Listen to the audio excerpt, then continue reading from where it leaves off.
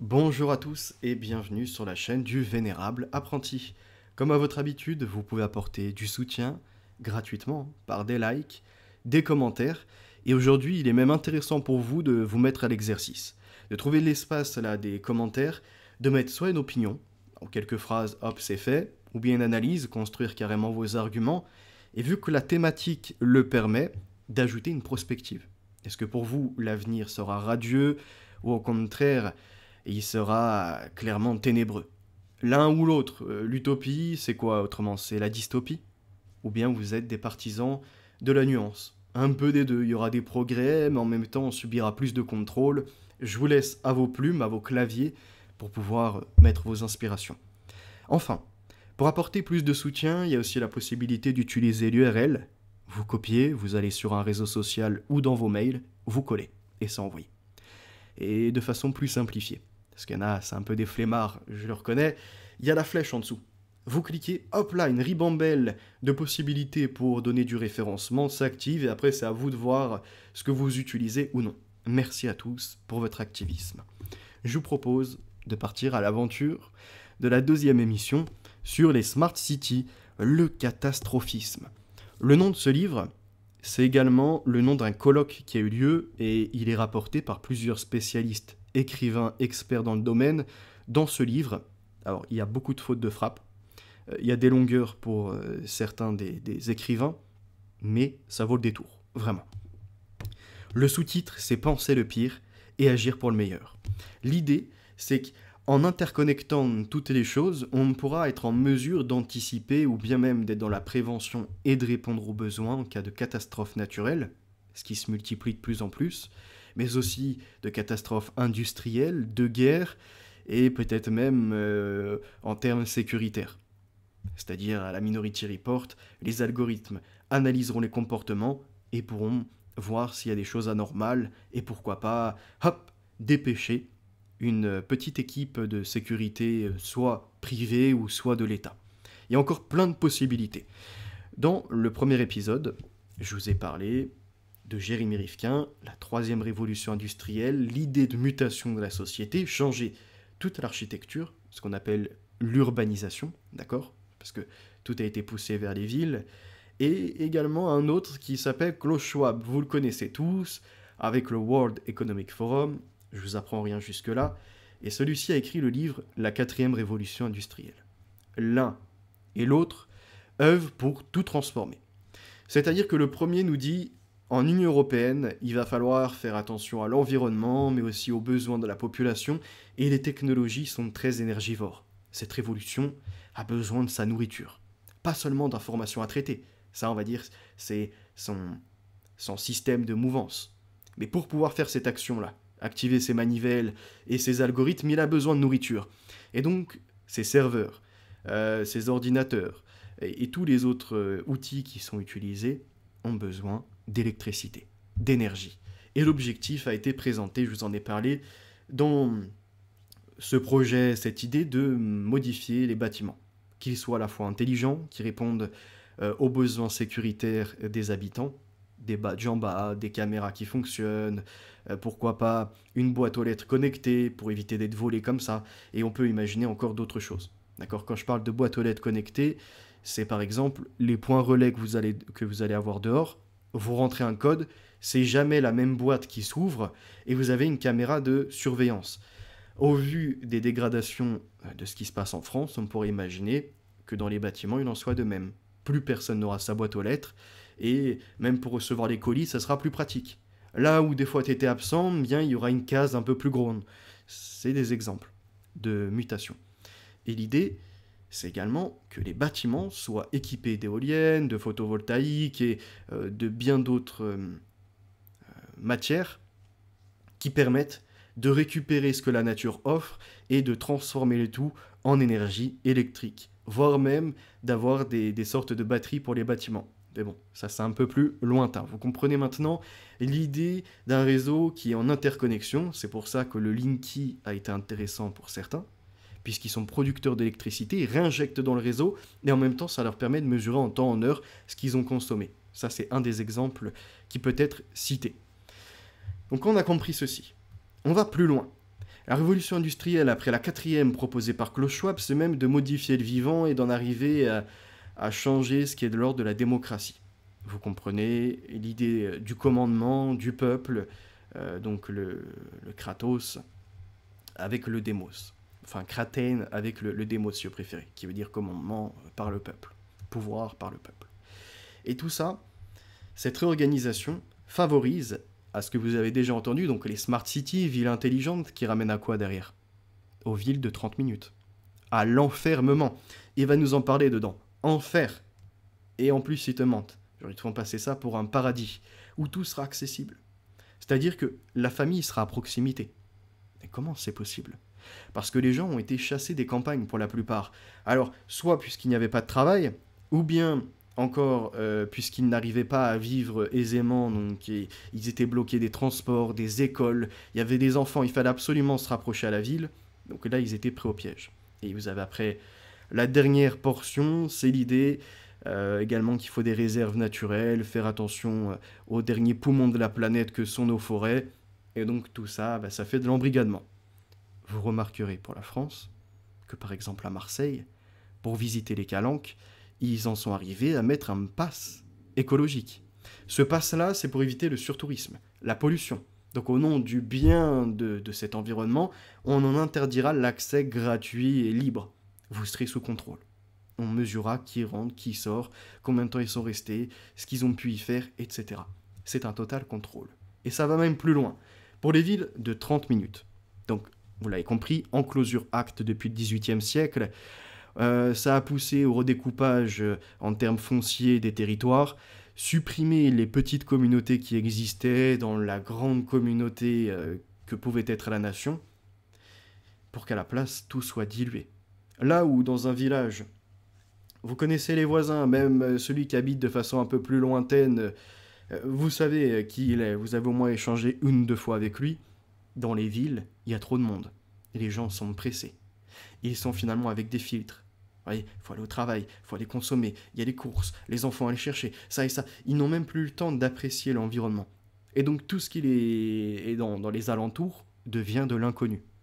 Et à ce moment-là, quand il n'y a plus de tissage, c'est ce qui était dit chez Los Locos par lui-même, Los Locos, qui est intelligent, il a dit c'est un nous qui noie le je.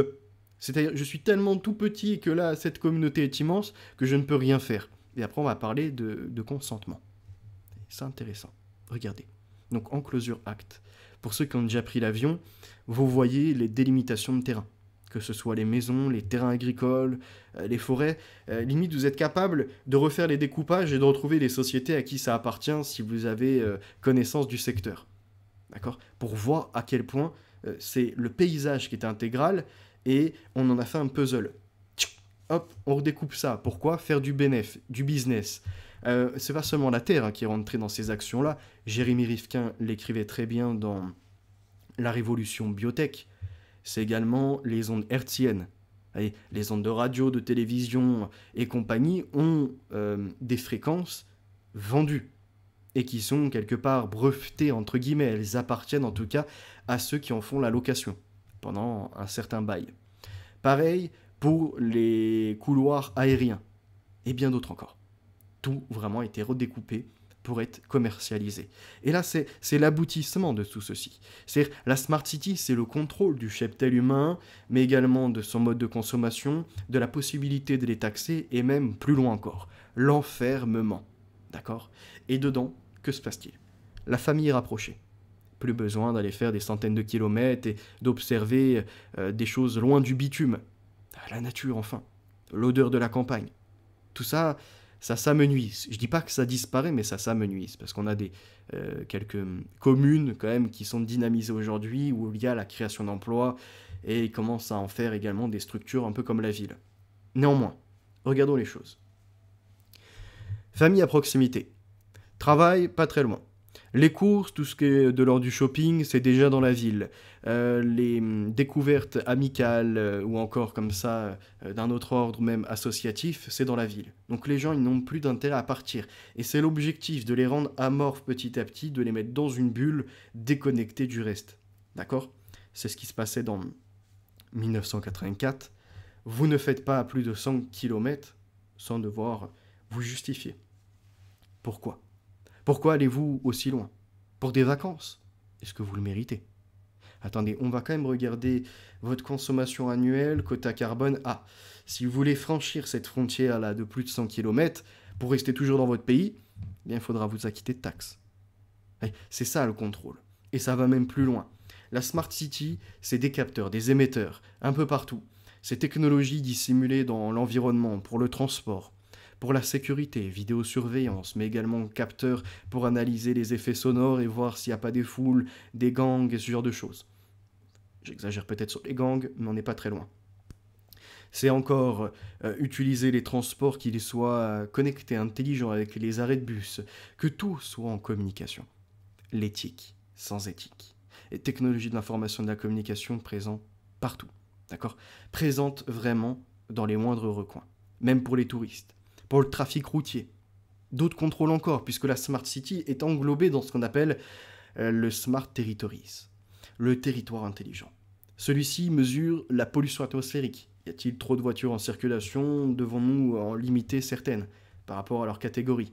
Comme pour les bâtiments, vous l'avez compris, classés E, F, G, oula, ça commence là à ne plus correspondre au cahier des charges, à la norme imposée.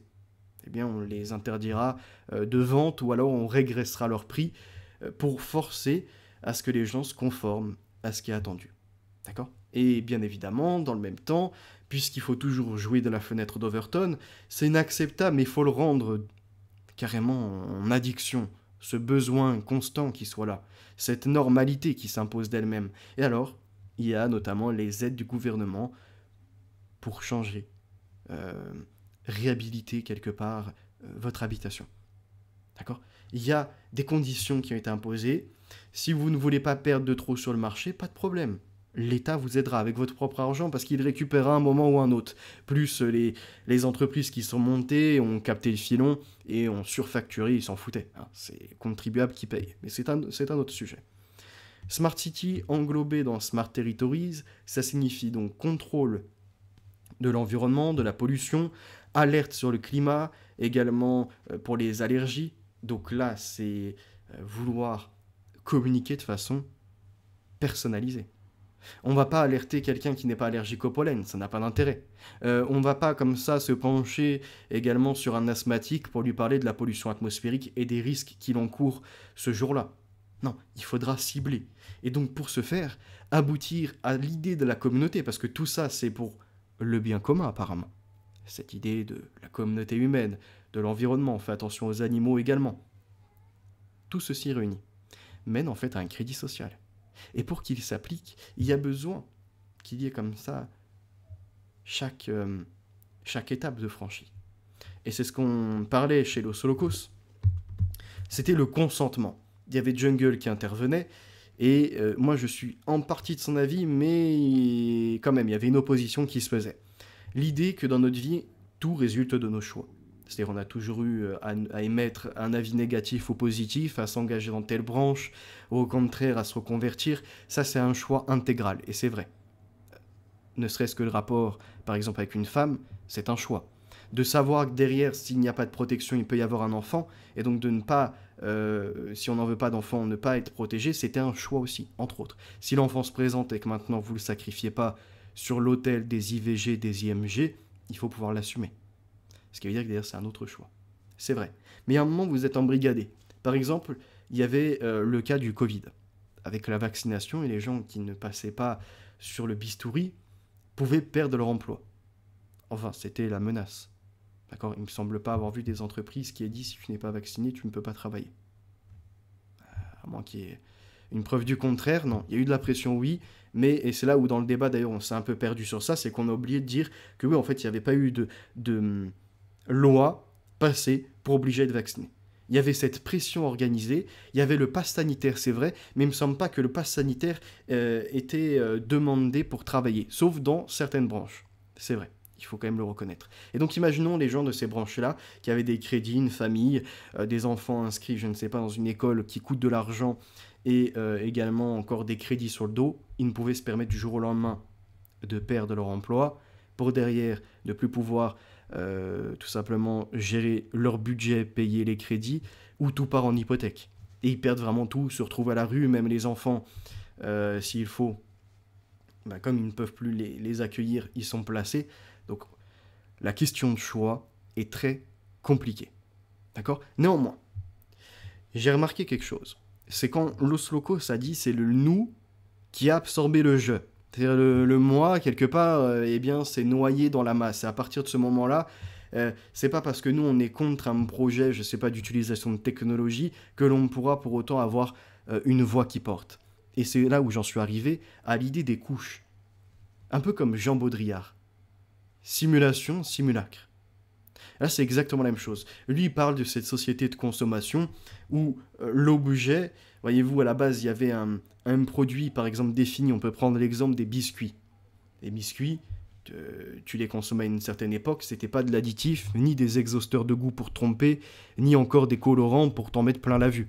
C'était du produit naturel, travaillé, et il aboutissait à un résultat, une madeleine par exemple, ou encore un muffin, et d'autres pâtisseries qui peuvent exister après à côté, en dehors des gâteaux. Tout ça, t'avais un produit fini. Et donc des fois, t'avais une marque qui le vendait. Imaginons par exemple pour les brioches Pasquier. T'avais cette marque-là, très bien. Elle est intéressante. Et petit à petit, tu as associé les deux, et la marque, comme tu es devenu un client habituel, a pu changer la recette, mettre plus de merde et moins de produits naturels, mais tu consommes quand même, parce que c'est la marque, et donc tu vis par la simulation. Il y en a un qui avait pris l'exemple de Starbucks, l'observateur. Il a été excellent dans sa vidéo par rapport à ça. Mais on pourra aller plus loin. Dans l'idée de finalement ces filtres qui s'ajoutent sur ta réalité et qui font que ça devient une simulation, là tu ne vis plus réellement, il y a tous ces capteurs, tous ces algorithmes, qui aujourd'hui par des applicatifs veulent te dicter ta vie. Ces phénomènes où certains travaillent même à anticiper les comportements, donc le Big Brother. Et on irait même plus loin, la technologie qui colle à la peau par cette montre connectée, et là tu es dans Big Mother, il contrôle tes comportements. Ajoute-y les lunettes à réalité augmentée, et c'est encore une stimulation sur la réalité. Donc les gens sont perdus dans ça. Et il y a autre chose où je voulais en venir, c'était le consentement. Parce que c'est vrai que on pourrait se dire qu'on a le choix en fait dans la vie. Mais non. Ils font par étapes. La personne avec qui j'échangeais, fort sympathique, Jungle, il disait entre autres il faisait un métier, alors je reproche pas, hein, c'est un métier comme un autre, il n'y a pas à avoir de critique là-dessus, mais il faisait du câblage. Donc pour tout ce qui est, je crois, réseau internet, comment on appelle ça, la fibre optique et toutes ces installations-là. Je lui dis, à ton niveau, ils t'ont demandé un seul consentement. C'est pas que tu réfléchisses à quelle entreprise va après s'en servir et que vont-ils faire des données qui transitent dans ces circuits et ce qui pourra en être par la suite même du fichage des gens, du contrôle, de cette notation sociale par exemple, donc de ce crédit social. Je lui dis, toi, c'est normal, c'est à ton niveau. Ils t'ont demandé de réfléchir, est-ce que tu consens ou non à installer des câbles. Ils t'ont pas demandé de réfléchir de façon plus lointaine. À un autre, ils vont lui demander est-ce qu'il consent, non pas du coup à faire câbler les choses, parce que peut-être il serait contre ça, mais ils vont lui demander quand même de faire fonctionner des serveurs. Et c'est comme ça que, dans une collectivité, quand on est noyé, eh bien, ce que l'un a refusé, ils vont le trouver chez l'autre. Et inversement, vous comprenez, ce que certains ne voudraient surtout pas voir ou pas faire, c'est pas un problème. Vous, on va travailler votre consentement sur une toute petite partie du système que l'on veut. C'est une pièce de l'engrenage. Et le mécanisme se fait de lui-même. Et les gens après disent, mais je comprends pas. Genre, on a notre choix, mais en même temps, on a des gens qui semblent être crétins ou accepter tout ça. Non. C'est que ça s'impose de soi quand c'est piloté. C'est l'architecture, elle a besoin de son ingénieur, de son architecte. Quand lui, il a cogité à sa chose, et bien après, il va aller voir les spécialistes dans les domaines quelque part, les entrepreneurs. Et c'est comme ça qu'il peut tout façonner et arriver à son établissement final. Et bien là, c'est la même chose. L'établissement de cette transformation de société, où depuis les années 80, 90 et même 2000 après la révolution de l'Internet, aujourd'hui, dites-moi une entreprise qui ne fonctionne pas, avec de la logistique gérée par informatique, des réseaux des fois qui sont internes, des dépendances à l'internet, des cahiers de commandes qui passent pareil par traitement de tableau Excel ou ce que vous voulez. Tout aujourd'hui passe par ça. Même les télécommunications pour les services après-vente, pour les personnes qui veulent des renseignements, les banques, ce que vous voulez, les applications des banques pour notamment gérer son budget, prendre acte, entre autres, du relevé bancaire, tout ça est informatisé. C'est-à-dire votre vie personnelle comme professionnelle. Et on peut prendre n'importe quel secteur. Les routiers, c'est pareil. Il y a le GPS qui est utilisé, qui remonte la localisation en temps, en heure. Vous avez également des tableaux de bord qui sont connectés de plus en plus. Donc, tout a été intégré. Est-ce que le routier, il a dit oui pour avoir, par exemple, un Merco avec un tableau de bord intégré qui lui indique, je ne sais pas, la connexion Bluetooth, à l'intérieur également le GPS, là où avant, c'était des appareils qui n'étaient pas connectés, mais qui étaient indépendants, sans être lié à une base de données générale. Ouais. Lui, ça lui a simplifié, il n'a pas réfléchi plus loin. Et c'est comme ça qu'ils agissent. J'espère que vous le comprenez. C'est ces idées de mettre des filtres. D'accord ? Comme le dirait Luc Julia, qui était l'inventeur de Siri, The Assistant à l'époque, c'est tout simplement passer les barrières cognitives. Et donc là, pendant le coco, la barrière qui était à passer, c'était l'idée déjà d'impasse, premièrement, d'en arriver à ce besoin-là de contrôler en cas de pandémie au nom de la sécurité, du bien commun, de savoir qui sort, qui rentre, des Hotsvets laissés passer. Mais en fait, des auto-attestations. Vous remplissez. Vous avez une chance sur 1000 peut-être d'être contrôlé lors de votre sortie, mais vous avez peur de cette malchance. Donc vous vous conformez. Pourtant, il y avait la possibilité de résister. Oui, mais il y a la peur de quoi ? Ah, que ça tape sur le budget.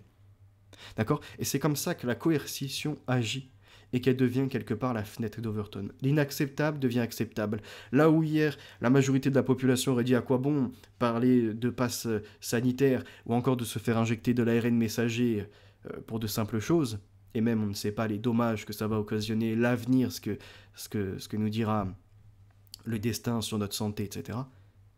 Les gens sont piégés. Piégés pourquoi ? Parce que même s'il y a une centaine de résistants sur cette thématique, ça ne veut pas dire que ces résistants ne seront pas en accord sur une autre transformation de la société. Vous comprenez ? Ils jouent toujours comme ça, des mécanismes. Voilà, j'espère avoir été clair. Par rapport à Baudrillard, il a écrit pas mal de choses intéressantes. Je vais essayer de vous faire un contenu sur simulation et simulacre pour le mettre en lien, entre autres, avec les rencontres d'aujourd'hui, les rapports au monde, et j'irai même plus loin, les guerres. Là où hier, il y avait les chocs post-traumatiques étudiés pendant la Première Guerre mondiale même, avec, comment il s'appelait, le Tavistock Institute. C'est-à-dire qu'ils récupéraient des gens qui avaient, il y a un nom spécial de ce choc, boulet ou un truc comme ça, je ne sais plus comment ça s'appelait, mais c'était le post-traumatique. Ils avaient vu des horreurs. Ils pouvaient même plus être réhabilités dans la société. Le Tavistock Institute, avec, je crois que c'était Kurt Lewin, un truc comme ça, il travaillait à également essayer de réhabiliter les anciens nazis. Parce qu'il ne fallait pas tomber dans l'horreur d'aller faire fusiller tout le monde. On pouvait d'ailleurs condamner tout le monde, qui vraiment pouvait prouver que lui était un engagé et compagnie. C'était impossible. Donc, il fallait œuvrer à essayer de retravailler la psychologie générale de ces gens pour que plus jamais ça ne se reproduise. Et c'est ce à quoi travaillait le Tavistock Institute. Comme pour les chocs des militaires entre les blessés, les personnes qui avaient fait des crimes, les autres qui avaient assisté à des collègues qui faisaient des viols, ou pire que ça encore, ils étaient destroyés. Au point où quand ils revenaient dans leur famille, ça implosait. Et ça explosait même. D'abord c'était intérieur. C'était bouillant. Et finalement comme un volcan, pouf, pouf. La femme ne reconnaissait plus son mari, le mari ne voyait plus vraiment correctement ses enfants, tout partait en catastrophe. C'est les phénomènes de guerre. Et les Américains, eh bien ils ont travaillé. Vous voyez, à ce qu'il n'y ait plus ces chocs post-traumatiques. Ils ont quand même eu récemment l'Afghanistan, ils ont eu également la Libye et d'autres zones comme ça qui ont été transformées en champs pour certaines fois de massacres. Donc il fallait absolument qu'il y ait une guerre qui soit faite à distance. C'est-à-dire l'idée d'enlever une certaine culpabilité à celui qui le fait. Et c'est comme ça qu'ils ont géré, entre autres, par les manettes d'Xbox, j'en parlais chez Los Holocausts, le pilotage de drones ou de missiles à distance. Ils auraient pu très bien mettre, je ne sais pas, un autre truc qui ne ramène pas aux jeux vidéo. Non, il fallait utiliser par exemple une manette de Xbox. T'as l'impression de piloter, d'être dans un jeu. Comme ça, ton cerveau, il subit moins. C'est ce qu'on appelle mettre une illusion, une simulation sur la réalité. Et on pourrait aller même plus loin dans cette démarche en regardant l'utilisation aujourd'hui, c'est des drones, hein, partout. Cette guerre des drones, c'est que tu ne vois plus ton adversaire. Tu l'envoies soit avec une localisation précise, boum, soit piloté à distance, et tu peux même, par la suite, pour éviter le choc, flouter les personnes que tu vas tuer. Comme ça, tu vois même plus le visage. Et ça, c'est ce qu'on retrouvait dans la saison 3, épisode 5 de Black Mirror. L'idée carrément de militaire, avec soit des lunettes connectées ou même des lentilles, eux c'est des lentilles connectées. Et en fait, tous ceux qui ne sont pas marqués par une puce ou faisant partie des alliés apparaissent en visage transformé. Alors eux, ils ne le savent pas, ils sont trompés, je vous spoil pas tout, mais voilà, ils sont trompés et ils butent des gens pensant que c'est des monstres. Ils vont se rendre compte que c'est des humains comme eux. Mais ce qui est dans leur tête les fait apparaître comme des monstres. Et quand ils se rendent compte de ça, le système est toujours plus puissant. Il a la capacité, il connaît la psychologie de broyer ceux qui sont réveillés. De reset. Tu t'es réveillé? Attends. On va quand même te mettre la pression, n'oublie pas que tu as de la famille là-bas. Qu'à tout moment, on peut les enfermer. Ou il peut leur arriver un accident. Et c'est comme ça. C'est-à-dire que l'homme, des fois, il va consentir sans comprendre. Au moment où il réalise le crime et l'avenir qui se produit, il veut s'en retirer. Sauf que l'architecte, celui qui est à la base de ça, ou le groupe, comme vous voulez, qui gère toutes ces interventions et ont bien millimétré leur avenir, leur agenda, pas aller trop vite, ne pas reculer quelque part, être dans un bon mouvement toujours en avançant, mais petite pièce par petite pièce, voyez, contraste par contraste, pour arriver à l'autre opposé. Donc ils ont tout travaillé pour mettre la pression. Je vous invite à voir cet épisode, saison 3, épisode 5, Black Mirror, ça fera cogiter même sur les guerres à venir, et il y a une très très belle explication, qui est bonne en tout cas à entendre, c'est ces militaires, pour éviter qu'ils aient des chocs, ils ont accepté d'être entraînés avec des réalités augmentées, en ayant des cibles qui apparaissent, le fusil ou la mitrailleuse, peu importe, en tout cas cette arme de guerre, elle a, on va dire, son utilisation lambda, mais les lentilles ou les appareils connectés permettent d'y juxtaposer la distance de la cible, le vent et bien d'autres informations encore qui peuvent leur parvenir, afin d'être le plus précis possible et de faire le strike.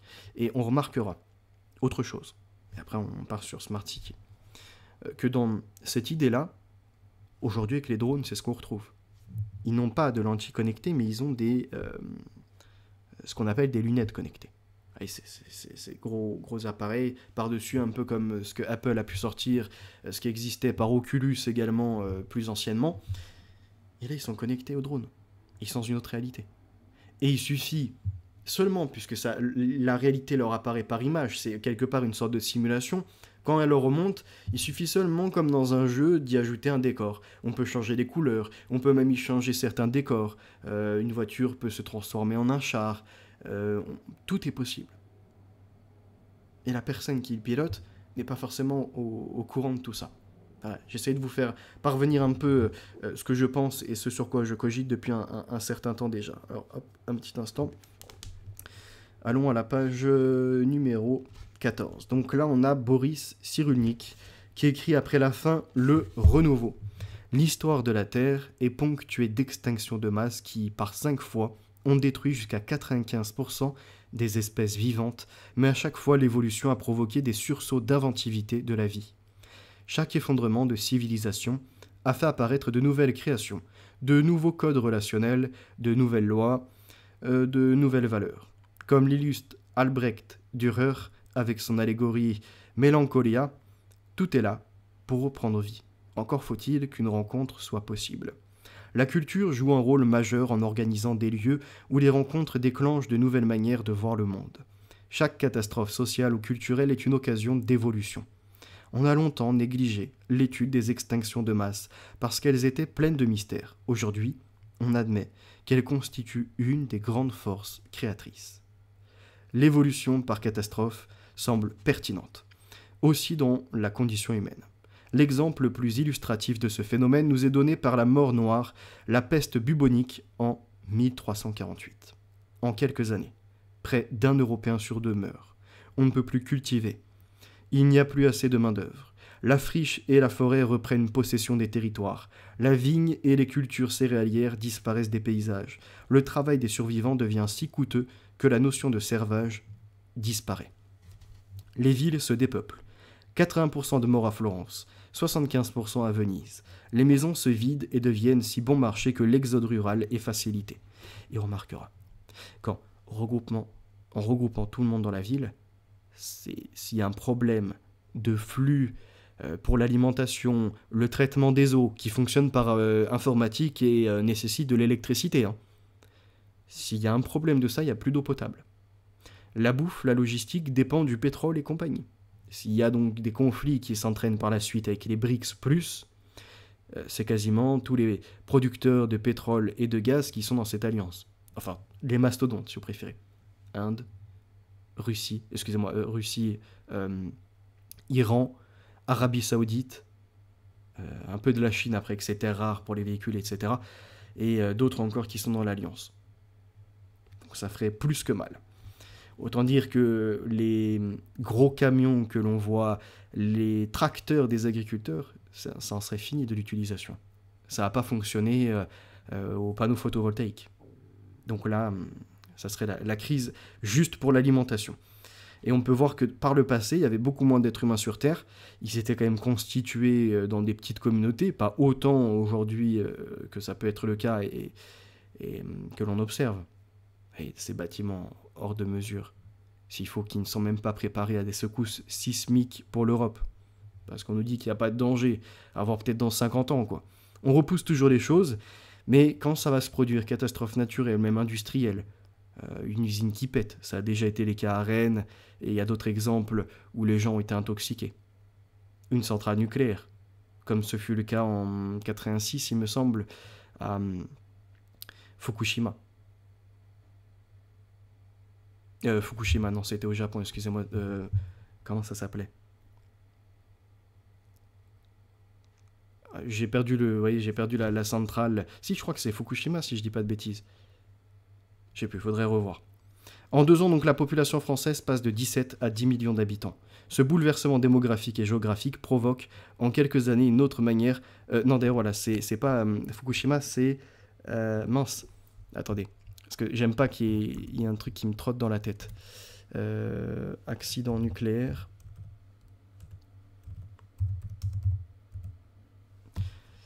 C'est Tchernobyl. Voilà. Parce qu'il y a Fukushima, mais celui dont je voulais vous parler, c'est Tchernobyl. D'ailleurs, il y a des petits conflits actuellement sur le secteur avec les Russes, entre autres. Et il y a un autre site qui est visé, je crois que c'est Zaporizhzhia, un truc comme ça. Pareil, il y a des centrales nucléaires, ça pourrait être tendu. Enfin, revenons-en. Donc, imaginez centrale nucléaire, ne serait-ce qu'une seule, qui est en fonction, qui vient à nouveau à péter, comme ce fut le cas à Tchernobyl. Ça serait la pollution des eaux, des populations en danger et de l'agriculture, pareil, qui pourrait peut-être ne pas être consommée sur ces secteurs. Autant dire une perte, entre autres céréalière, immense. En 2 ans, la population française passe de 17 à 10 millions d'habitants. Ce bouleversement démographique et géographique provoque en quelques années une autre manière de penser la vie en société. Régulièrement, les processus évolutifs associent 2 réactions opposées et associées. Destruction, reconstruction. Ce que l'on voit avec les guerres, également avec les famines, et comme là à l'époque également avec la nature qui reprend ses droits. Un petit instant. Alors... Régulièrement, les processus évolutifs sont destruction-reconstruction, rien n'est plus expliqué que ce qui est incompréhensible. On voit bien que tout le monde meurt, mais on ignore pourquoi. Alors, ceux qui ont du goût pour les explications matérielles parlent de miasmes, souillures, effluves et décomposition de matière animale et végétale. Le traitement qui correspond à cette représentation sera composé de fumigation même herbes, valériane et verveine. La protection contre les vapeurs mortifères se fera grâce à des masques à long nez et de longues robes noires. Donc là, on est sur encore le phénomène de la peste noire, bubonique. Pour résister à l'intoxication, il faudra manger des racines, du miel et de la résine de térébenthine. On prescrira des cataplasmes, de bave de crapaud, de fientes d'oiseaux et de bile de foie de biche tués à la pleine lune. Logique ? Non. Puisque la cause de la mort est matérielle, la réponse thérapeutique sera matérielle. C'est ainsi qu'on raisonne par contiguïté.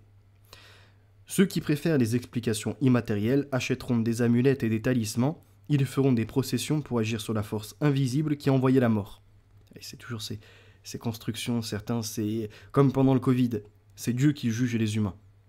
Genre ça leur tombe dessus. Bon, finalement, on s'aperçoit des années après que non, c'était sorti d'un laboratoire, des humains qui faisaient du gain de fonction sur les virus, et ils l'ont laissé s'échapper volontairement ou non. Certains après ont été très satisfaits de la situation, comme Bill Gates, entre autres pour l'objectif d'anticiper la prochaine guerre bactériologique ou virologique. Il a parlé d'un projet qui s'appelle Germs, je crois. En fait, ça renvoie aux germes du vivant qui pourrait développer ces problèmes, qui peut abriter même cette source d'infection. Et il y avait après tout un sigle lié à ça. GERMS, il me semble. Je vous laisserai faire la recherche. En dehors de ça, ceux qui préfèrent les explications antimatérielles, hein, c'est Dieu qui punit, ou comme ça c'est Gaïa Terre-Mère également qui réagit, c'est une réaction immunitaire de la planète, comme on a pu le voir écrit par certains également terroristes. Tout ça mène à ce que certains veuillent s'en protéger. Ils ont compris cette interpellation de la nature ou de Dieu ou d'une énergie invisible, et ils veulent ne pas être punis. Donc pour ce faire, ils vont prendre des talismans, des amulettes, prier ce monde invisible. La foi est exacerbée après une catastrophe naturelle, les survivants effrayés ressentent plus que jamais le besoin de Dieu. C'est le moment des flagellants, où l'on remercie Dieu de nous avoir punis. Puisque la catastrophe est immense, c'est bien la preuve que nous avons commis un péché immense. Dieu, dans sa bonté, nous accorde une possibilité de rachat. Il suffit de se punir pour expier sa faute. On se fouette comme l'exige un Dieu punisseur. On coupe son manteau en deux, on donne son obole. Quand on aura payé, la rédemption nous redonnera l'espoir et nous pourrons nous remettre à vivre. Dans un contexte de catastrophe naturelle, nuages de sauterelles, incendies, sécheresse ou culturelle, guerre, persécution, tout le monde a peur. Les épidémies psychiques sont faciles à déclencher. Il est difficile de demeurer paisiblement et détaché quand nos proches, nos amis, nos voisins s'agitent, pleurent, crient et convulsent. Quand nous pressentons une mort imminente et que nous voyons nos proches danser devant un tableau de la Vierge pour attirer sa protection, on ne peut s'empêcher de partager leur espoir. On a envie de danser avec eux. Ce n'est pas rationnel, mais c'est diablement tranquillisant. C'est ainsi qu'on explique les processions extatiques pour remercier Dieu après les tremblements de terre en Haïti en 2010. C'est ainsi qu'au XIVe siècle, on expliquait les extases mystiques des survivants désespérés, qui dansaient, ils se réunissaient, ils célébraient quelque part leur immunité grâce à la première punition de Dieu, où ils se sont fait du mal. Page 19. La guerre mondiale en 1914. La première absurdité criminelle du XXe siècle a inspiré le surréalisme, le dadaïsme et toutes ces formes d'art où l'absurde a été créateur. Picasso a peint Guernica pour dénoncer le bombardement d'une population sans armes par les armées franquistes. Mais la destruction de Dresde, du Havre et de Brest par les Alliés n'a pas inspiré les artistes qui, par leur silence, ont mis à l'ombre ces bombardements. La Seconde Guerre mondiale a donné la parole au théâtre du non-sens de Beckett et Ionesco. L'explosion technologique à partir des années 1960 a pulvérisé l'ancienne culture où l'on faisait du social avec son corps, avec les bras des hommes dans les usines et le ventre des femmes à la maison. Le développement du tertiaire a modifié ce processus de socialisation. Dans notre nouveau contexte, on fait du social avec ses diplômes, son art de la relation et son habileté à manipuler les machines. C'est maintenant Franck Caussin qui fait une approche phénoménologique de l'expérience catastrophique. L'urgente banalité des choses, le catastrophisme au quotidien. Commençons par l'occurrence la plus courante du catastrophique en partant d'exclamations familières. C'est catastrophique, ou plus léger, c'est la cata, entendu dans l'environnement professionnel ou personnel, ce qui est alors exprimé sur le mode d'une quotidienneté pressée vécue par des acteurs hyper connectés et surbookés. C'est un décalage des lieux et des moments qui fait que rien ne colle à l'échelle des difficultés rencontrées. Des temporalités censées se coordonner pour perpétuer une continuité nécessaire aux actions de la vie courante s'entrechoquent, créant un effet de chaos superficiel mais bien réel. Dans l'ensemble dans lequel il devait s'insérer pour donner vie et consistance à une action ou à un projet, aucun des éléments ne peut alors donner sa mesure ou se comporter selon sa nature ou sa destination initiale. Ce catastrophisme, au quotidien, c'est également le grain de sable qui, générant une force d'empêchement, enraye la répétition et l'enchaînement des initiatives et des travaux et ne permet plus de s'insérer dans le cycle indéfini de tâches identiques qui s'inscrivent dans le grand rouage fonctionnel sacralisé par nos sociétés. Tel appareil ménager ne fonctionne plus, tel ordinateur bug, l'horizon des possibles se rétrécit alors tranquillement sur la scène d'une quotidienneté subitement insupportable tant les liens de dépendance sont forts à l'égard de machines qui normalisent nos vies et scandent les rythmes d'une organisation rationnelle de la quotidienneté. Et je crois que c'est même Jean Baudrillard également dans cette idée de simulation et simulacre qui nous montre, et ça a été très bien repris par l'observateur, par exemple, l'idée du GPS, c'est-à-dire ne plus s'en remettre à son visuel premier dans son corps et aux rues que l'on observe ou à interagir avec les habitants, ceux dans les environs, fini. C'était la carte à un certain moment, une juxtaposition de cette simulation, ou de moins de cette reproduction de la réalité, d'accord, à une échelle moindre. Pour essayer de s'y repérer, voir les rues. Des fois, c'est même pas actualisé, il manque des changements de travaux ou bien de création de nouvelles bâtisses qui n'apparaissent pas puisqu'il y a besoin de toujours être remis à jour. Sinon, vous êtes obsolète. D'accord ? Et au passage, on pensera en parlant d'obsolète à cette obsolescence programmée des appareils. Mais c'est un autre sujet. Et peut-être même l'obsolescence de l'humain.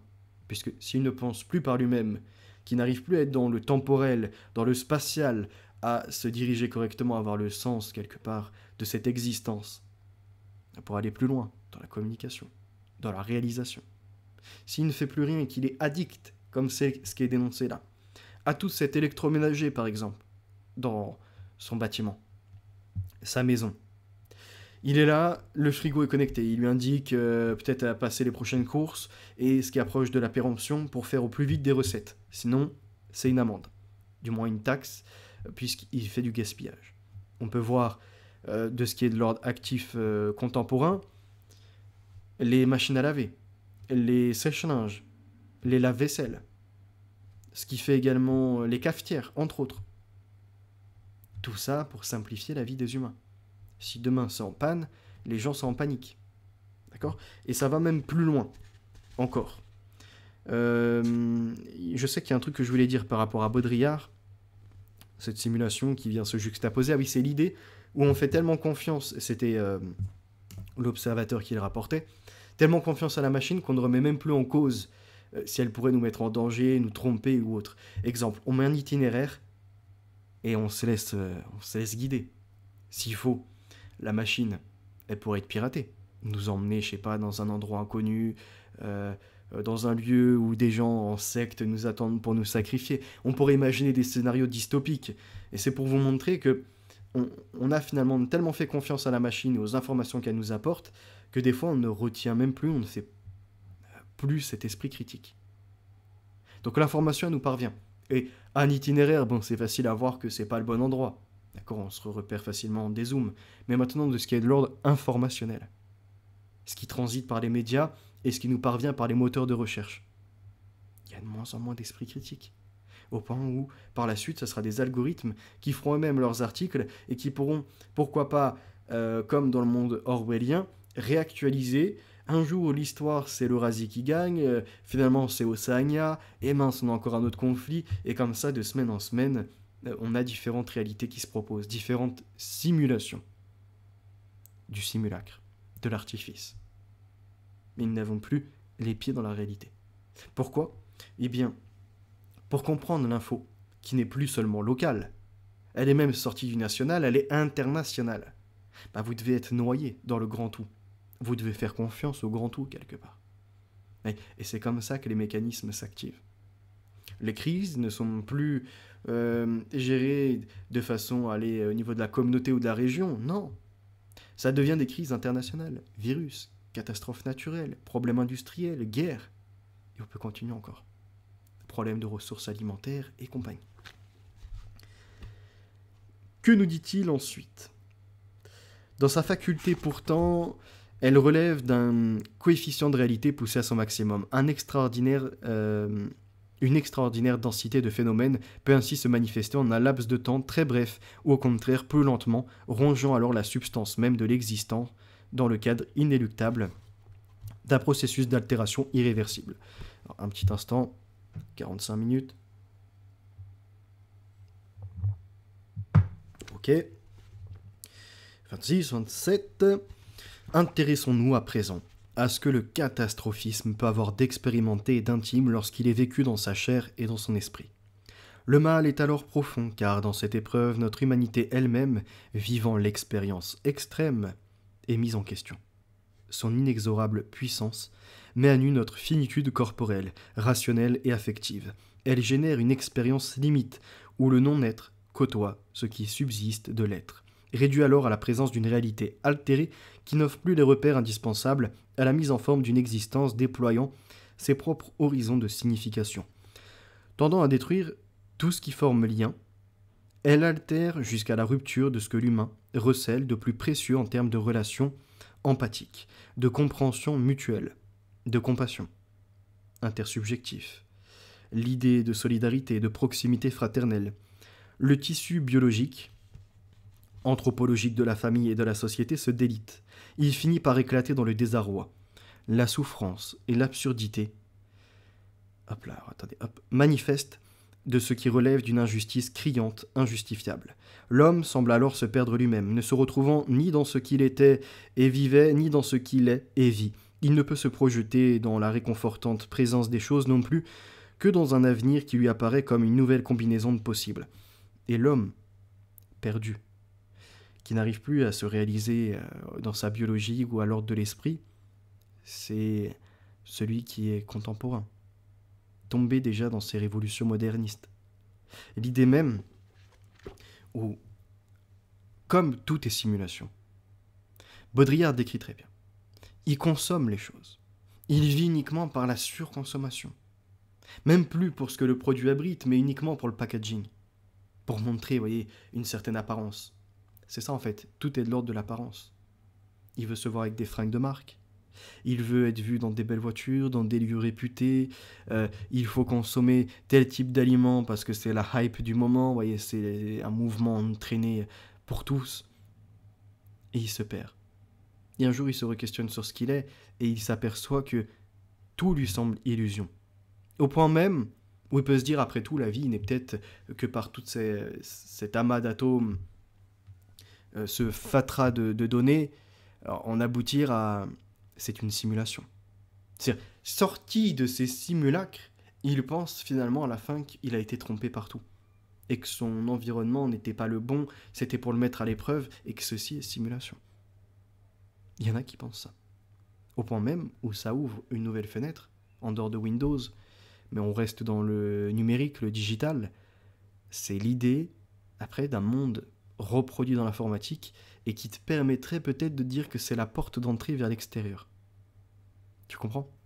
Tout ceci était ni plus ni moins de l'ordre d'un premier jeu de logique.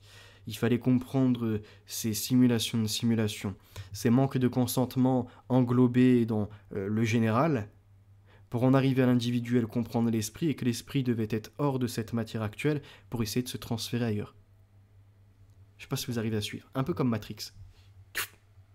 Ah ouais, merde. J'étais connecté dans une sorte de... Pas du tout. Le truc de Matrix, à comprendre, c'est quoi ? Et c'est très intéressant. C'est qu'en fait, là, aujourd'hui, dans notre manière de vivre, de produire des choses, d'être déréalisés de nous-mêmes, il en arrive quoi ? Un résultat où on nous remet tout entre les mains de la machine.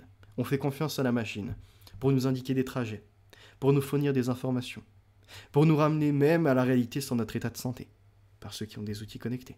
Nombre de pas, chaleur corporelle, les calories brûlées, on peut passer des détails, le diabète et compagnie. Donc l'homme devient un cyborg. C'est-à-dire qu'il a créé d'abord dans un premier temps des outils, une calculette, pour aller plus vite que les traitements de calcul ou de mathématiques dans la tête. Tac, tac, tac, tac, les résultats sont immédiats, sans faute. Pas besoin de les poser sur des pages et des pages, c'est un progrès, indéniable. Et finalement, ça a servi à aller plus loin.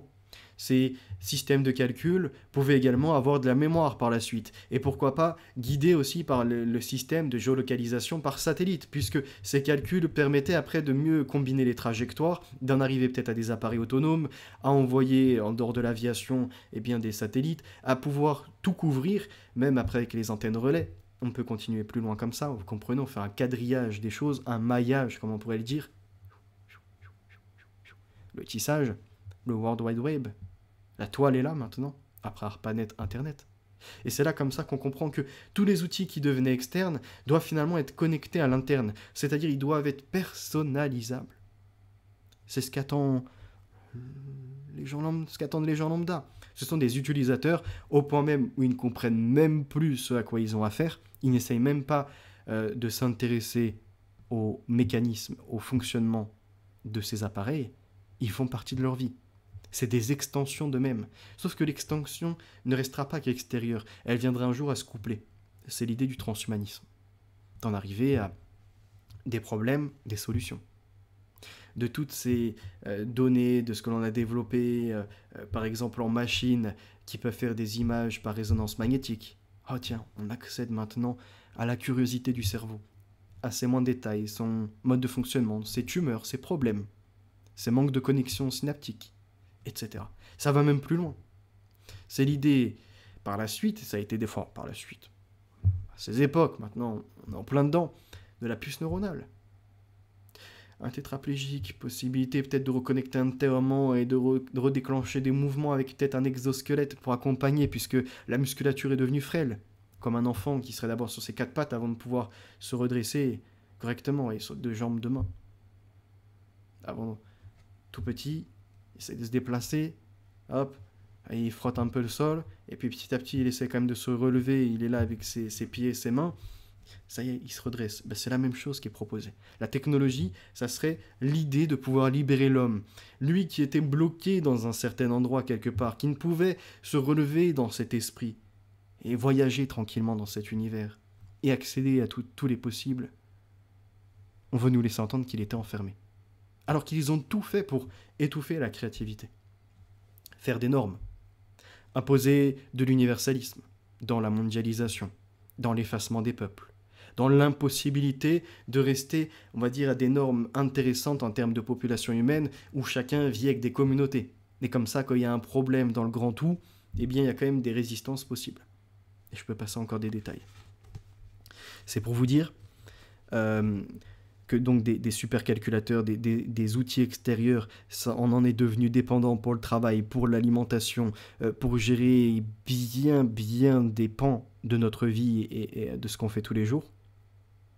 Et que ça, c'est que le début. Moi, je parle en personne ayant grandi, on va dire, aller à partir peut-être de 12-13 ans avec des téléphones, l'informatique et compagnie. Et j'étais quand même dedans. Après, je ne suis pas un codeur, je n'ai pas une certaine appétence pour ça, d'accord. Je comprends certains fonctionnements, mais après de là à être moi-même à l'action, alors là, c'est entre comprendre et après passer à l'action, il y a tout un champ de possibles. Mais ce que je veux dire par là, c'est les jeunes d'aujourd'hui. La génération, allez, par exemple, de 2015. Ils ont 10 piges. Ils ont vécu que dans les trucs informatiques. Leur divertissement, c'est par les médias et en plus, les dessins animés les axent sur un futur robotique. On leur laisse entendre que c'est le futur. Comment ces jeunes, avec des parents qui ont délaissé leur rôle, pourront avoir cette barrière de dire « Non mais attendez, il y a des problèmes éthiques », quand ils grandiront, bien évidemment, pas à 10-15 ans, mais ce que je veux dire par là, c'est comment ils pourront arriver à cet aboutissement de dire non, il y a des problèmes éthiques et on refuse de rentrer dans un système intégral. C'est mort, ils n'ont pas été préparés à ça. Et c'est ce qui est désiré, puisque c'est eux, le monde de demain, et c'est par eux que le prochain consentement sera demandé pour la masse. Vous comprenez cette idée de démocratie, de travailler la jeunesse à accepter certaines nouvelles revendications pour vivre avec l'air du temps, en fait, rendre les anciens archaïques, que par effet mimétisme, ah ouais, moi je veux pas être le vieux con ou ce genre de choses, je veux être plutôt jeune, hein, Jones dans ma tête, on va parler comme les jeunes, on réduit le vocabulaire, on soustrait l'idée de la pensée et même de développer des débats intelligents. Non, il faut parler uniquement du divertissement. Et donc ils vivent dans la simulation. Parce que c'est quoi leur propos avec leurs proches? C'est les divertissements télévisuels. Donc c'est une simulation. C'est pas de la réalité, ça. C'est une couche qui s'est ajoutée par-dessus. C'est quoi les jeux vidéo? C'est de la simulation aussi. Tu joues un personnage, tu te balades comme par exemple dans Grand Theft Auto, ou bien ils font du rôle du Real Player, RP. Pour d'autres, ils vont se joindre sur Call of ou d'autres jeux encore, mais tout ça, c'est de la simulation. Leur mode de consommation, c'est quoi? Des pizzas transformées, des desserts type yaourt avec plein de colorants, et puis ça t'en met plein la vue, et tu manges en fait, t'as l'impression que c'est du chocolat, mais tu regardes, il n'y a même pas 1 gramme de chocolat dans le produit, dans les ingrédients. Donc c'est de la simulation. La vie, c'est quoi après? Ta communication par quoi? Internet? Est-ce que les gens à l'autre bout, ils sont réels? Est-ce que les gens qui commentent ne sont pas des bots? Bon, pour le moment, ça va. Mais qu'en sera-t-il de l'avenir, puisqu'on est dans l'enfermement? L'enfermement des villes, l'enfermement par l'individualisme et cette ultra-concurrence avec les autres. L'enfer encore qui se met comme ça, ses pavés. Ah, c'est des bonnes intentions que certains disaient. Donner la santé, faire attention aux anciens, communiquer à distance avec celui qui est à l'autre bout du monde, en oubliant que, en fait, là où la lettre pouvait circuler et prenait du temps, parce qu'il fallait vraiment, en peu de caractères, essayer de décrire ce qui s'était passé ces derniers temps dans notre vie, prendre des nouvelles et pourquoi pas mettre quelques formules avec à la rigueur 1 ou 2 photos. Non, là c'est passé dans l'idée de on peut communiquer instantanément, mais l'échange est moins enrichissant. Puisqu'il est fait tous les jours. Et comme c'est une répétition, il n'y a plus rien à dire à un moment, pour la plupart. Et donc, rapidement, puisqu'il faut toujours être présent et répondre à ce flux incessant de responsabilité, mais également de communication,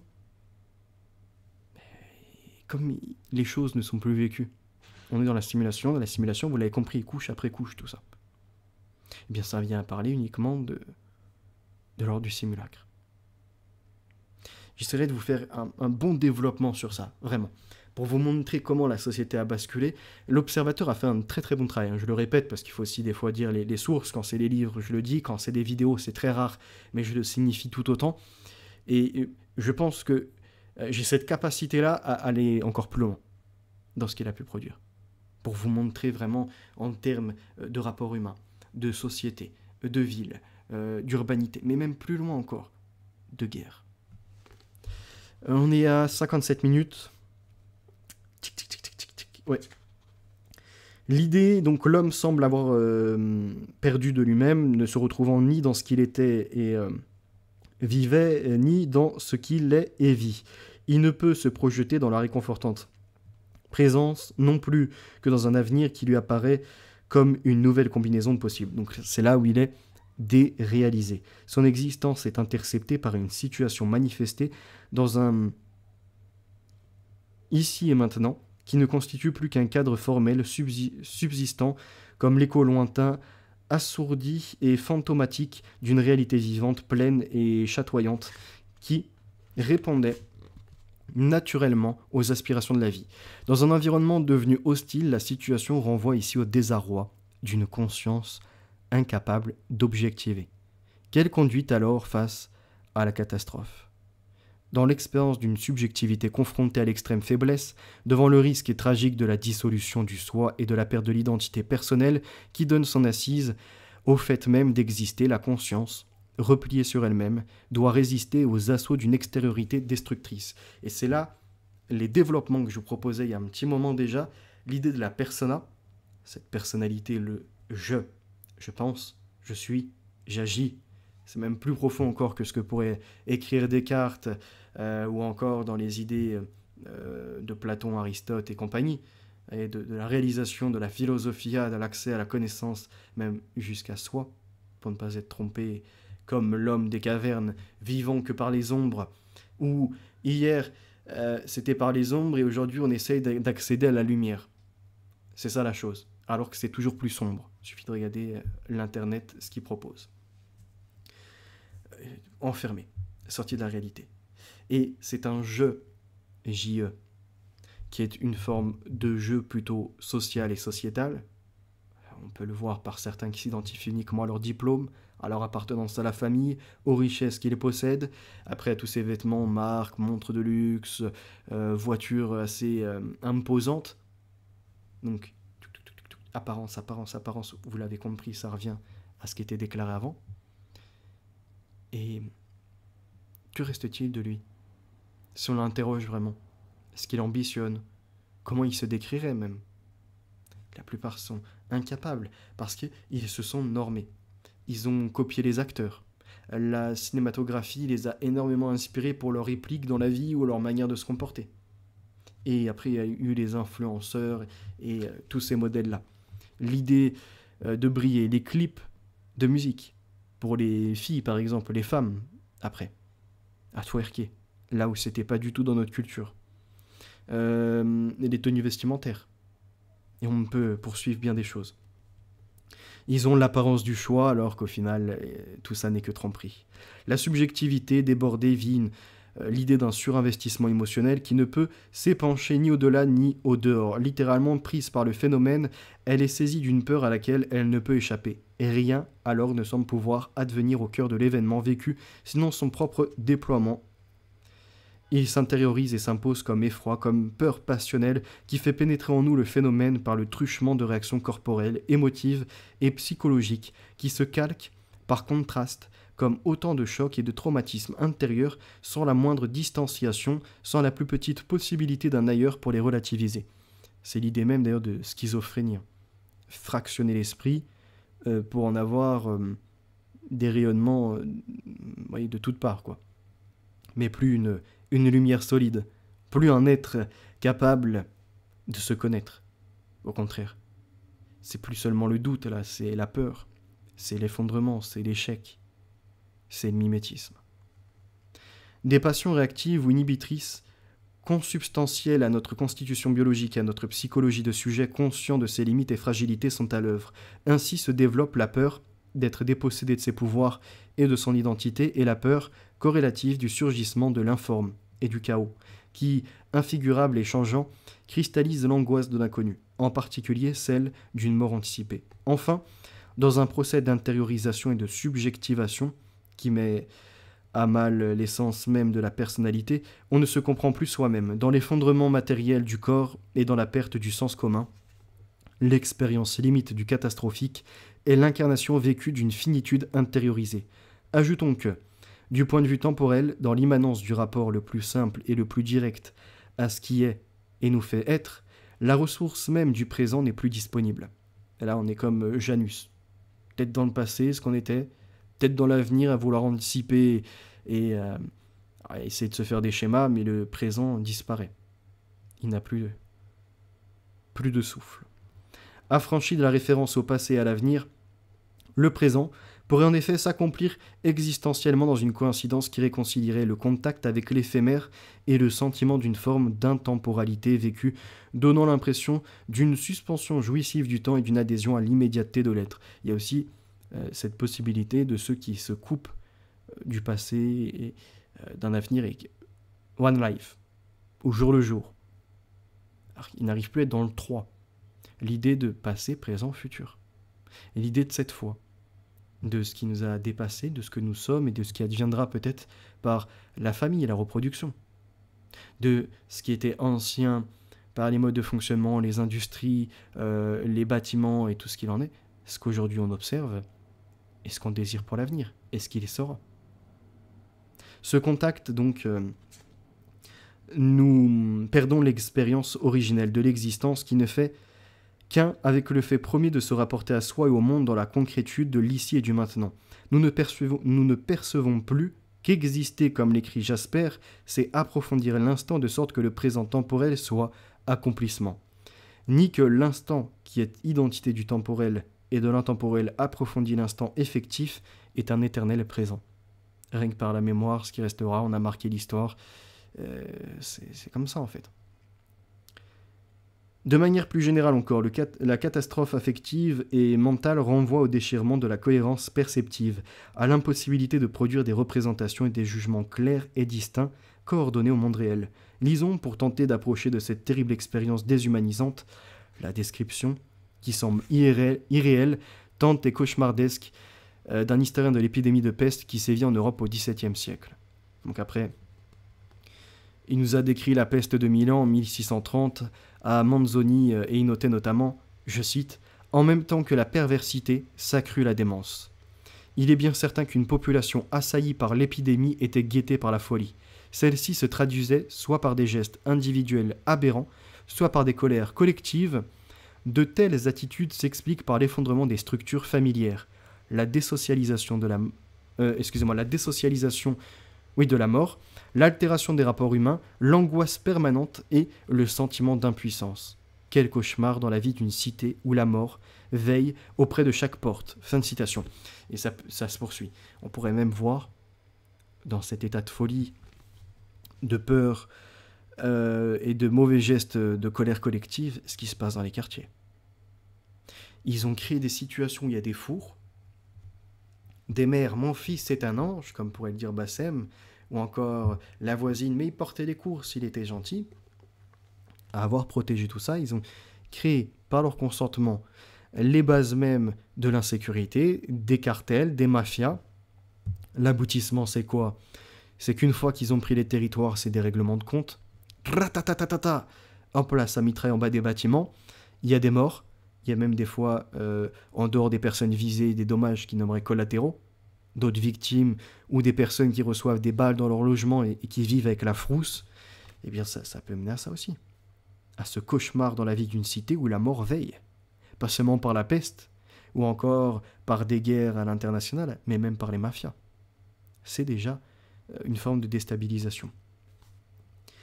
On nous dit, on a le journal de la peste de Defoe, qui est rempli de scènes hallucinantes et d'anecdotes. Donc là, on est en 1630, autre époque quand même, au moment de la peste.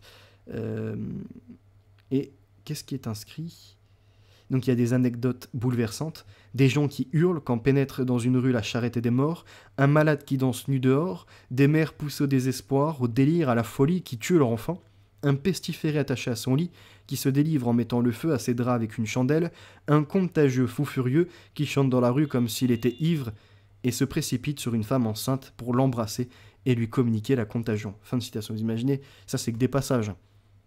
J'aurais un fils de pute, il a vu qu'il allait mourir, qu'il était contagieux par l'épidémie de peste, et il a été voir une mère de famille, il l'a embrassé de force pour lui transmettre la maladie. D'autres dansent nus, hurlent à la mort quand il y a cette charrette qui passe avec tous les corps. Ça, c'est un passé, mais qui pourrait redevenir présent. Ça serait même peut-être encore pire. Un choc des civilisations mélangé à des catastrophes comme problème d'acheminement de nourriture, chaos technique où les gens veulent faire du pillage, brûlent tout, ont la haine en même temps des Occidentaux et l'expriment très clairement dans cette ultra-violence. Réplique immédiate dans cette forme de guerre civile des autochtones. Ils perdent dans le premier temps un enfant ou un cousin. Au début, ils disent « vous n'aurez pas ma haine ». Mais dans des moments très délicats, c'est maintenant la cousine, c'est la grand-mère qui a été agressée. Et là, ça s'organise avec les voisins. Et ça reforme des communautés. Et petit à petit, ça fait des descentes. C'est là où ça peut terminer rapidement. Tchou, tchou. Vous voyez ou pas ? Il y en a certains, ils ont trop pris la confiance sur notre territoire et ils pensent que l'on est fragile. On a vécu des choses atroces. Plusieurs... là, la peste, par exemple, de 1630. On a eu également, pareil, l'autre bubonique, un peu plus tard, il me semble, 1918, si c'est la grippe espagnole. On a eu plusieurs phénomènes qui nous ont touchés. On a été habitués à l'horreur. Enfin, on a eu les guerres, entre autres. Ils pensent qu'eux, ils vont nous impressionner, parce qu'ils sont barbares et qu'on les laisse faire. Je pense qu'il y aura un moment, il y aura un nettoyage. Soit des smart cities avec un total contrôle et ils se feront botter le cul, soit, comme là, dans cette idée un peu dystopique de catastrophisme aussi, hein, de temps en temps, il faut se lancer dans ça, eh bien, on pourrait retrouver en effet une population qui ne réagit plus avec l'éthique qui est à la base même de son peuple et de son résultat, mais on arrive à des comportements un peu contagieux de chaos. Regardons, donc là on est à la page 30, on va aller à la page 35, et après ça sera tout, on est déjà à 1h10. Alors j'ai eu quelques petites erreurs de lecture, vous m'excuserez, j'essaie de faire des progrès également dans l'intonation entre autres qui est portée, et donc des fois, entre ce que je développe, je lis en même temps, je repense, voilà, ça fait un mot Un mot de Maché. Page 35. L'incompréhension et la solitude ontologique et théologique culminent dans les plaintes de Job et dans ses monologues avec une déité inaudible. « Si je l'appelais, et qu'il me répondit, s'écrie-t-il, je ne croirais pas qu'il eût écouté ma voix, lui qui me brise dans un tourbillon, qui multiplie mes blessures sans raison, qui ne me laisse pas reprendre haleine, mais me rassasie d'amertume. » Ça, c'est les plaintes de Job, hein, donc c'est religieux chrétien. La catastrophe intégrale nous plonge dans la nudité d'une détresse sans voix et sans issue. Elle s'apparente à l'obscurité de l'enfermement au sens qu'Edmond Jabet donne à ce mot. Écoutons-le. Je le cite. « Dans enfermer, dans enfermement, il y a le mot enfer, et si l'enfer n'était que l'enfermement du mal dans le mal. » Fin de citation. Et si la catastrophe intégrale était ce mal extérieur doublé d'un mal intériorisé, condamnant à vivre sans pouvoir s'échapper de ce que l'événement impose? Et si cette dualité du mal catastrophique était la limite de cette double impossibilité déterminant une des formes du tragique? L'arroseur arrosé, le paradigme d'une catastrophe annoncée. Nous vivons aujourd'hui dans une catastrophe systémique inédite, relativement lente et insidieuse, qui menace la totalité des vivants. Je cite. Le terme de catastrophe désigne des événements aux conséquences désastreuses résultant de causes naturelles ou dues à l'action de l'homme, écrit un écologue. Celles-ci adviennent en général de façon subite, souvent cataclysmique et a priori imprévisible. Toutefois, il arrive que certaines catastrophes se manifestent progressivement, car elles résultent de processus insidieux dont les effets demeurent longtemps clandestins ou peu perceptibles, même si l'ampleur ultime des dommages qu'elles provoquent atteint des dimensions gigantesques. Fin de citation. Ainsi, l'imprévisibilité des crises et des effondrements sectoriels subsiste dans cette catastrophe où des collapsus peuvent survenir brutalement suite à des facteurs inaperçus ou sous-estimés qui, combinés, peuvent produire des effets ravageurs en des laps de temps très courts.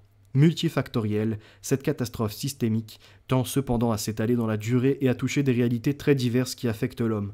Et dans le système actuel, il y a des catastrophes qui pourraient se faire voir. Juste déjà le choc des civilisations. Les gens qui pensent qu'il n'y aura jamais de conflit se leurrent totalement.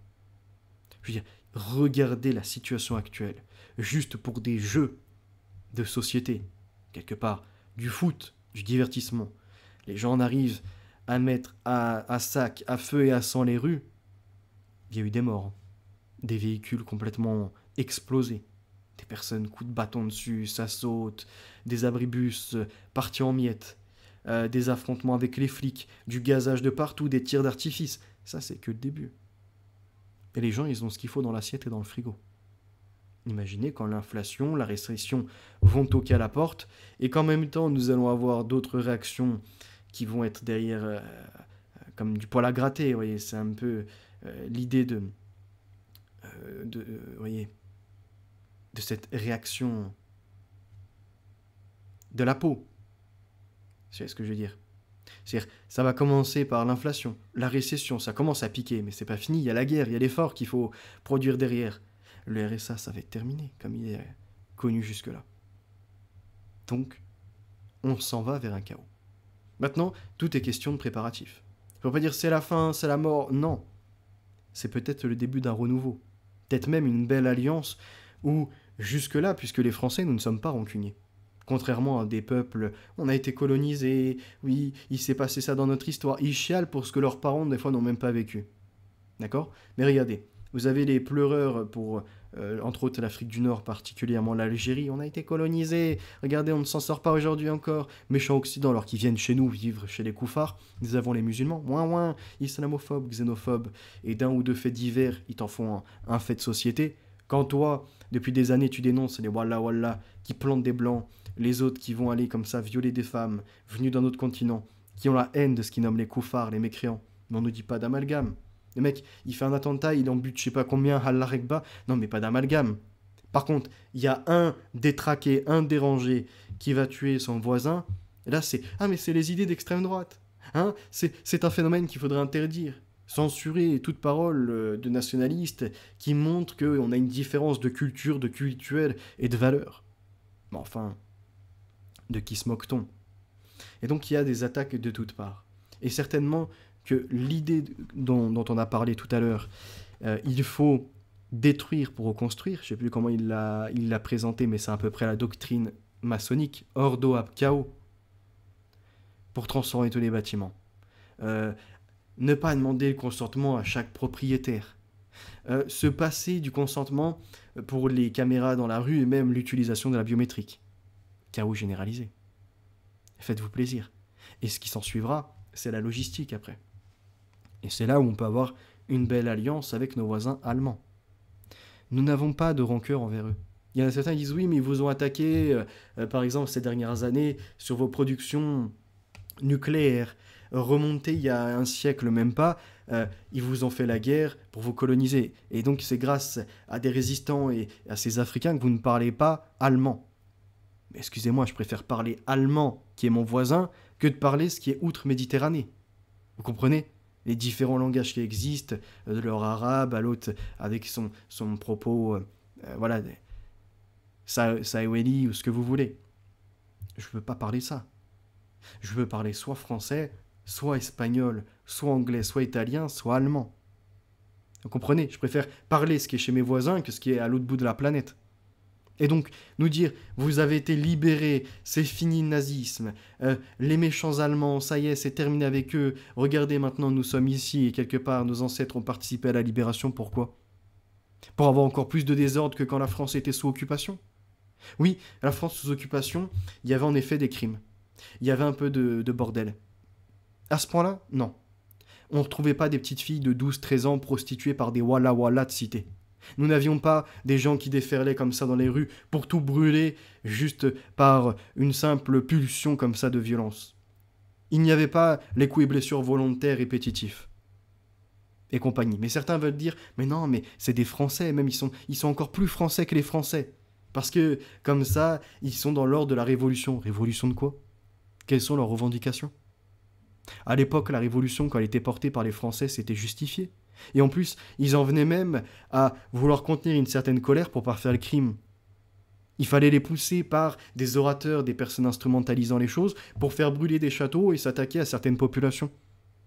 Mais vous prenez le peuple français en son ensemble, il était solide, il était vaillant, et il avait ses défenses de groupe, voyez, pour rester sur le territoire. Donc, strictement incomparable avec des sauvages qui descendent juste pour piller, pour taper des blancs, pour détruire des voitures, pour s'en prendre aux travailleurs et affronter le tout avec la police à coups de feu d'artifice, de cocktails Molotov et même carrément s'en prendre également à des pompiers. Vous avez vu le 1-2-3 qui était avec son drapeau palestinien là ? Des bras comme ça. Tu le prends, tu t'appuies à peine, il a déjà un bleu. Il faisait le malin, il prenait le pompier par derrière et il essayait de l'étrangler. On me dira, mais c'est qu'un cas. Attends, je sors la caméra un peu plus loin, là, dans l'angle. Il se passe quoi, là-bas ? Ils disent « nique la France ». Ah, je prends la caméra dans un autre angle. On a quoi encore ? Une bande de sauvageons, toujours les mêmes. Mais on nous dira, de ces milliers et milliers d'affaires, juste en une soirée, ne faites pas de généralité.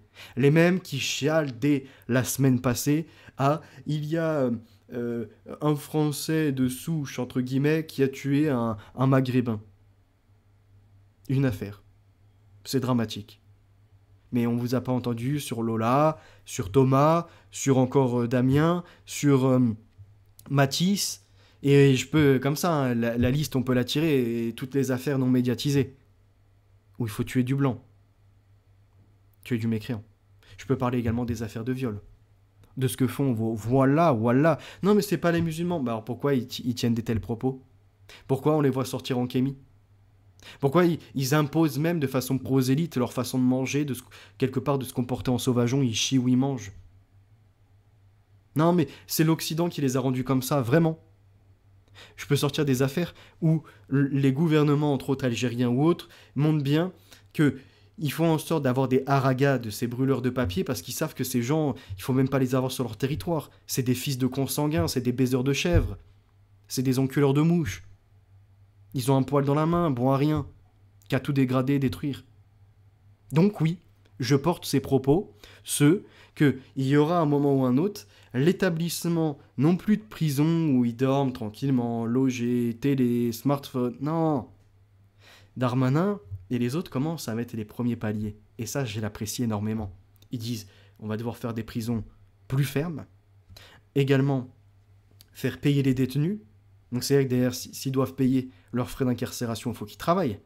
Donc on va arriver à ces camps du travail. Et là, ça va être magnifique. Et oui, je serai parmi les Français en uniforme, à charger dans les wagons, dans les bus, et par d'autres moyens encore, tout ce qui est délinquant et criminel. Et en effet, il s'avère que actuellement, les prisons sont occupées par 60-70% de musulmans. Est-ce que ça veut dire que de facto, on va dire, on met tous les musulmans là-dedans? Non, certainement pas. Ça n'a jamais été mes propos. En revanche, ça a été déformé par un chouineur du net lorsque je dénonçais Salim Laibi pour des manipulations médiatiques et entre autres des malversations un peu de l'ordre de la manipulation d'un public avec Gérard Fauré, ça me traitait de... Mais en fait, tu dis ça parce que c'est un arabe. Ah, puis, comme mon nom a une connotation musulmane, en fait, si tu m'as banni, c'est que t'es un islamophobe. Vous voyez, toujours les mêmes victimisations. Non, on s'assoit sur vos revendications. Vous pensez peser, vous n'êtes rien. Vous êtes que des petits grains qu'on est prêt à moudre s'il faut. Vous comprenez? Vous n'aurez jamais votre califat en Europe. On va retrouver notre grandeur. Et pour notre grandeur, il n'y a aucun souci à s'allier avec nos voisins allemands. C'est ça, c'est cette alliance franco-allemande qui est puissante. Il y a déjà des participations militaires, mais ça pourra aller au-delà. On a les mêmes problèmes, on aura les mêmes solutions. Merci pour votre écoute. On pourrait aller plus loin dans le développement des smart cities, etc. Mais c'était déjà pas mal pour aujourd'hui. Puis je voulais en même temps parler des simulations, simulacres, de ça, et de ceux qui foutent le bordel, et de ce que je porte, véhicule, en message. Le capitaine Chouchou sera toujours au service d'un maréchal français. Et je ne suis pas le seul. Juste, ne faites pas des dégâts. Je sais que vous êtes intelligents pour la plupart qui m'écoutez. On ne sait jamais, des fois il y en a qui peuvent se radicaliser en ayant la haine d'un voisin ou de quelqu'un dans l'entourage qui fout toujours le bordel, qui est là, mais sa prière forte, emmerde le voisinage toujours avec Sernouf, à descendre en bas du bâtiment, à traîner, à mettre la musique forte, tout ce que vous voulez. Ne vous en prenez pas aux innocents, tout de même, d'accord, même à un voisin comme ça qui serait inappréciable. Restez-en, pour l'instant, à la préparation physique, intellectuelle, à l'équipement qu'il faut, et au moment où ça se présentera, il y aura 2 camps. Il n'y en aura pas 50. Ce sera les Français contre les colons, les envahisseurs. D'accord? Et ce qui va se passer, c'est quoi? C'est qu'en fait, ça va être les chrétiens contre ceux qui les attaquent depuis toujours. Et il y aura après une cohabitation possible, avec toute communauté possible, toute religion possible, quand on aura enlevé les mauvais éléments, les extrémistes. En France, c'est pas de l'islam rigoriste qui doit s'appliquer, c'est l'islam souple. Ceux qui veulent être fermes dans leur pratique, vraiment ne pas avoir de musique, ne pas avoir de femmes en décolleté, manger du halal, imposer cette coutume même pas à leurs gamins à l'école, non, c'est pas la France. Tu veux vivre en mode blédard ou islamique, tu dégages. Il y a plein de pays qui sont ouverts. On ne te retient pas. Donc, les gens qui ne sont pas criminels ou délinquants, jamais et au grand jamais, ne finiront enfermés au camp du travail. Important à rappeler. La vérité est notre avenir, les valeurs sont ancrées, la victoire assurée. Je vous dis à très bientôt, chers auditeurs et spectateurs. Bye.